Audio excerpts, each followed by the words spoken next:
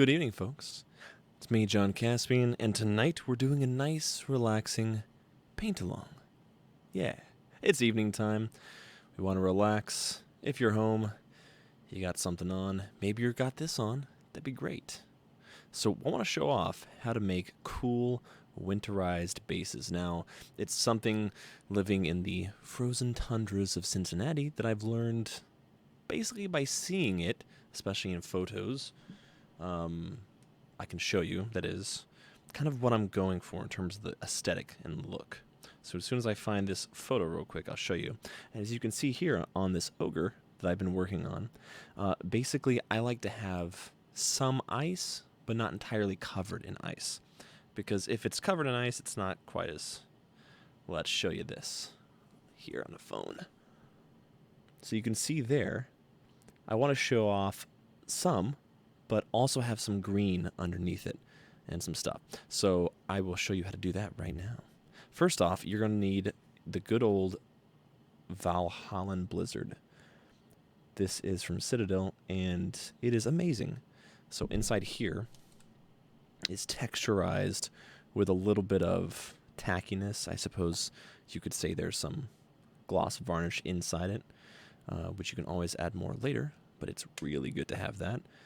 Then I have these awesome Vallejo environment, and I believe we have some at the store. If we don't have some at the store, then I know that there's some type of things very similar to this. So all this is a pre-made texture. So you can see here on the inside of the rim, pre-done texture. So it's really nice to have that. This one is a kind of a grimy, muddy, not very green, actually. Now, this one is very interesting. It's called Crushed Grass. And it says it looks like this, but when it goes down, it ends up going really dark green, which is just what we want, because we want that kind of... Look at that, how on the inside it's kind of a light green. But once it dries out, it's going to be really dark, and we want that. So these two are the kind of fundamental bases that I have on that.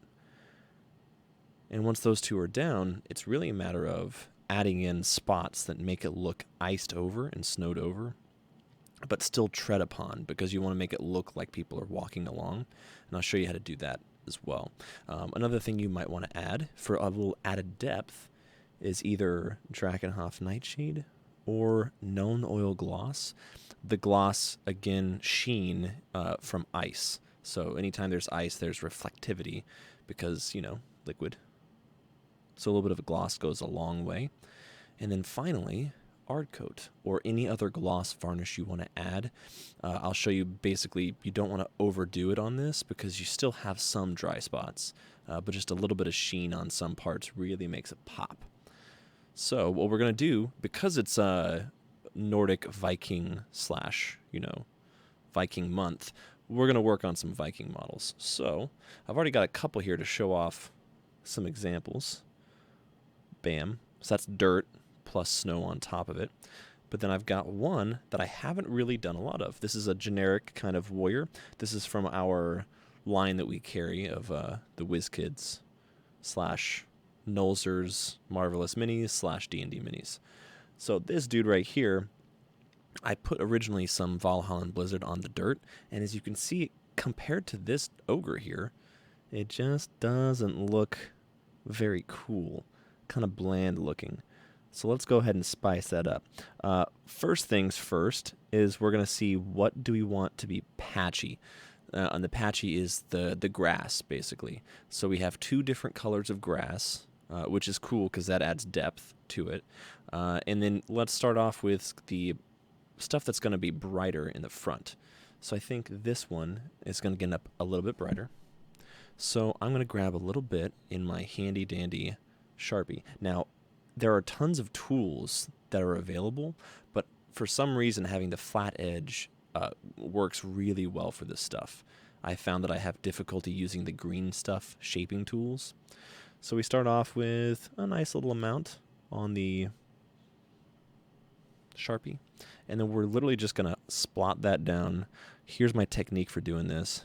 I put it on as if I'm cutting into it, turn it sideways, and then pull away. And it gets the whole thing on there. Very little is left over on my Sharpie. And then I'm going to push that there. Going to grab a glob, and I'm going to place it underneath here. Yeah, there we go. Just like that. And then the cool thing with the Sharpie is because it's kind of goes to a point, you can get that in a kind of a cool shape if you'd like. 3D is better. The more it sticks off of the ground, the cooler it'll look once you add snow and stuff to it. And the snow is going to catch the different stuff.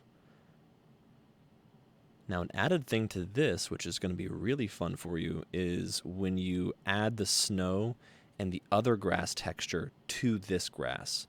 So what's going to happen is it's going to all come together. It's going to be really cool. You're going to like it. So let's get the next one. This one, I don't want to cross-contaminate, so I got to clean off my blade real quick. We could cross-contaminate it, but it's fine. Given that coronavirus thing, which sounds terrifying in the news, it literally reminds me of Planet of the Apes.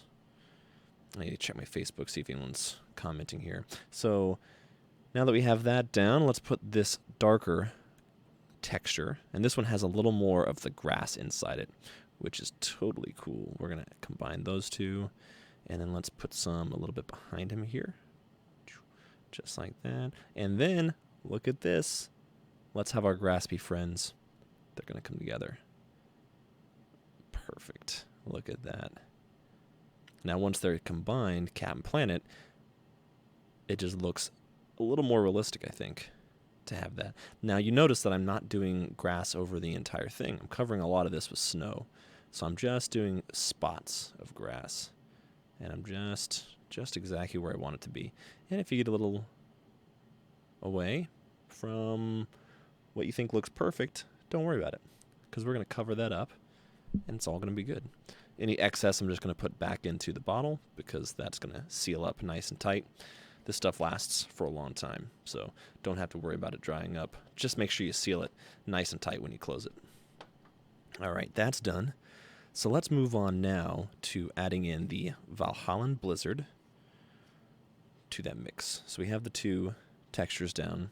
Now, the Valhalla Blizzard, you might want to add a little bit of water if you want. Right now, I think my mix is pretty good. I've got a couple of specks there, which is totally fine because I almost never do a clean Blizzard look. It's not really my thing. I mean, you can just get the sand. The Army Painter stuff is really fine. I recommend that if you're going for a clean snow, like literally stuck in tundra. All right, so here I scrape on. Notice I turn my blade sideways. And I press down, sideways with the blade, and then I'm going to come in and pick it up to make it textured. Look at that. That looks nice. And then I get that a little more out of the way. The more you get it out of the way, the more you're going to see the underlying layer. So when I put this down on the side, and then I scoot some out of the way, so you can see underneath there, that's perfect. It's just what we want. A little more on there. Mix it in with the green. Look at that. That is going to be a nice effect. Very nice. Going to put a little more on here because we can spread this snow out a whole bunch. And you really want to have fun with this because you can always go back in after a couple of minutes if you don't like exactly the way it's mixed in. Just cover it up with a little more snow or add a little more of the grass to it if you want to. But it's really not a problem. Look how mixed in that is and slushy. So that part's slushy, which is great. And then you have other parts which are just completely frozen over, right? And I can even do this where I take a whole bunch of snow. That's going to be kind of my base area of a whole bunch of snow. And I'm just going to plop a chunk of snow right down there. So now that's just a chunk of snow. I can always move that later if I want to. And then I have my big chunks. Look at that. That's a nice chunk of snow. Maybe a little too much over there. Let's move him over here. Boom. I feel like this could become like a Bob Ross type thing. Ah, nice chunk of snow. Do you know what a chunk of snow likes? A friendly chunk of snow nearby. Oh, Lord. It's a problem it's too cold up here in Cincinnati. I don't know how it is down in Georgia, but woof. It's been in the teens. Too cold. So if you find that it's becoming a little samey looking, so if I'm looking here and it look and it's looking a little chunky with the snow bits, you can take the side of the Sharpie and literally press it down and then cut. So do little cuts in different random directions and then little stabs. And you really just are trying to get it mixed up and then texturize a little bit. And there you go. So then that becomes a little less clean looking. Then another thing I like to do, if you still have your snow, which is maybe too clumpy, you can always press down in certain spots with your finger. It's weird, and I kind of did this randomly when I first did it, but I literally just pressed down, and look how it actually adds a little bit of texture while it's still pressing down. So if you need to, try pressing down with your finger. That's a nice little easy tip there to try. And look at that snow base. Now, I haven't done the back of it, but I think we can move on from that. So that, along with this, and then all we'd have to do to get this here is to add a tiny bit more of the grass to this. So let's go ahead and do that just to show you how to do that. And then all you have to do is pick one of the grasses, which this case, I think I did this one. I believe it was the crushed grass that I did just a little bit on top. And when you do that, it has a little bit of texture to it. And if you don't have this texture paint available, you can get all kinds of alternatives as long as it has some texture to it. And then we're just going to plop that down and then stand it up so it pops out away from, as if it's grass standing up, right? There, and maybe let's put it down here, or maybe someone hasn't stepped. Like that. And now already there's a little bit more of the texture to it, and the height, the dimension, I guess, rather than texture, I guess. All right, cool. So then finally, we've added those things. You have a couple of options here from there. You can add a little bit of toning depending on your paint scheme with the shades. And I'm not going to do that right now, but what you could do is add a little bit of Ard Coat. I would recommend waiting for it to fully dry first, because all of these things that I have varying levels of sheen and shine when they're done. But we'll go ahead and show how I do that, just because I can always redo this. So I like shade brushes for almost everything. It's long, it's excellent, holds together really well. I've used this for base coating and all kinds of stuff. So dip in, brush off. There we go. So tiny little amount. I like to have a little ball amount there on the end. And then on parts that you think someone has stepped on, or parts that are not as snowy. So this part that we just put down, I would put a little bit of gloss coat around there. And then let's say around that grass area is a bunch. Clean off the brush before I go back into the Ard Coat. Get some more, but not too much, because if you get too much, then it's, I don't know, maybe you could do too much. Try it out. See what you like.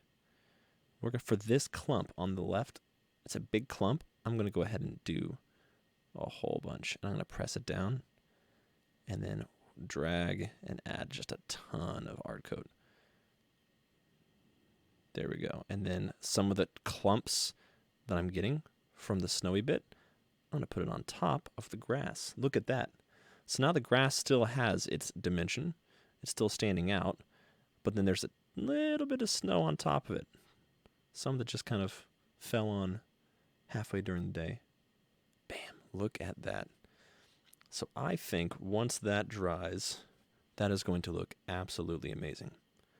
So, y'all let me know what you're working on. Let me take a moment here to look at the Facebook, see if anyone is commenting and what you're working on.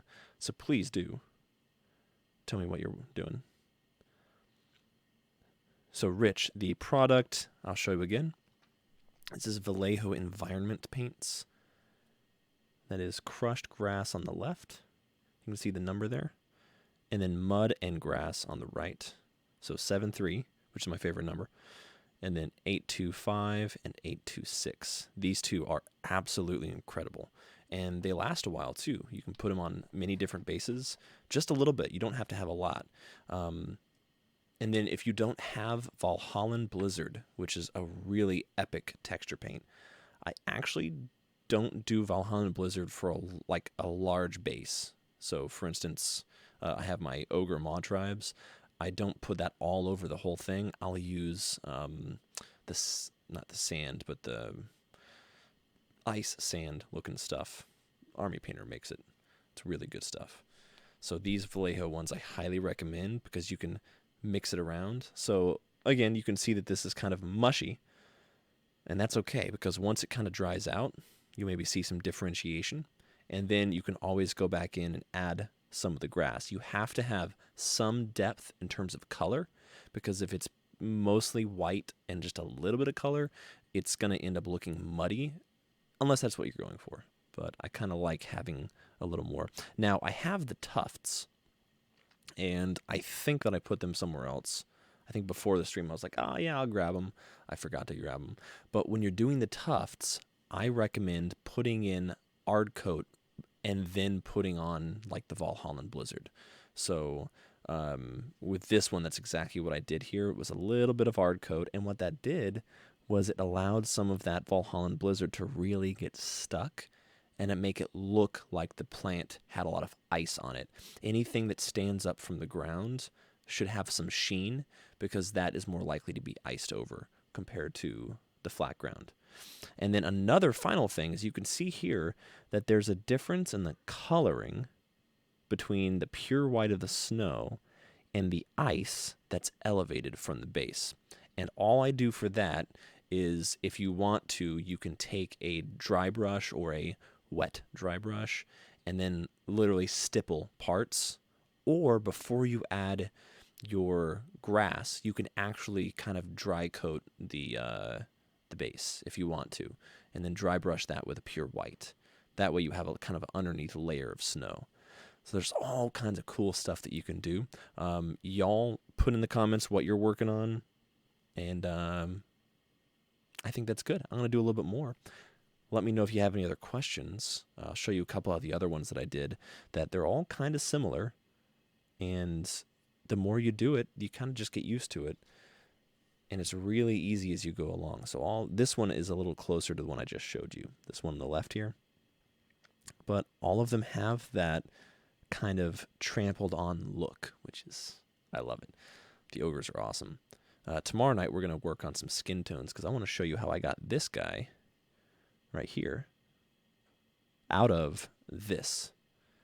So this kind of contrast look, you can see in the back there, very splotchy, turned into a very clean looking ogre. So I will show you, and I am not a skin tone painter, I will tell you, I'm not, no. But you can make it work with contrast and then a little bit of gentle blending, I guess, I suppose. Most of this stuff is actually done with contrast. So the stuff I didn't do with contrast would be the metal. That is with Vallejo Air gunmetal. Really recommend using that if you like the darker metals. And then lead belcher for the weapons. And otherwise, a really easy thing to do with your contrast is to simply wash it and then thumb off a highlight. So I'll show that as well tomorrow evening. But if you want to see that, I will show that. It's really easy to do. And in fact, which of these guys, I did that on him, I believe. Look at his goatee. That is a layer of Griffhound orange contrast. And as soon as I put it on, I let it dry for, I don't know, 10 seconds, 15 seconds. I just went here, this. Just like that. And as soon as I did that, it immediately made this instant edge highlight. Did not have to go in with a blonde color. Just did it. Super easy. Yeah. So that is all the basis for the snow effect. And as you can see, it looks pretty similar. This one that I showed you is a little muddier, but it's very easy to get that unmuddied. And then adding in a little bit more of the grass. Look at that underneath layer. Grass. Perfect. mess around with it. Maybe stick that on there. Looking good. Look at that. Looks like somebody maybe buried something in there. Gotta love it. Gotta love messing around minis. All right, folks. That's all for me. Hope you enjoyed this paint along. Tomorrow night we're going to go for a little longer, and we're just going to hang out and chat. Actually, let me know what kind of music you like to listen to, because I can put on some, hopefully, find some type of music that won't get us shut down on YouTube and whatnot. They have that whole copyright stuff crazy over there. So thank you all very much. John Caspian signing out, and look forward to seeing you all for a future stream. Bye.